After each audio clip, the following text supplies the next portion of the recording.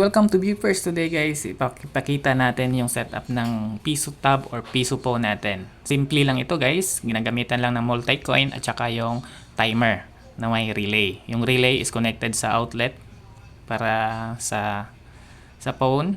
And then once na magta-time out, ito yung mangyayari guys. Working yan, there. Ang mangyayari is mag-insert coin and then not usable na yung screen natin. Kahit anong pindot-pindot pa nila yan. Ayan. Hold or any. Wala. Then kung i-off, then back na naman. Ayan.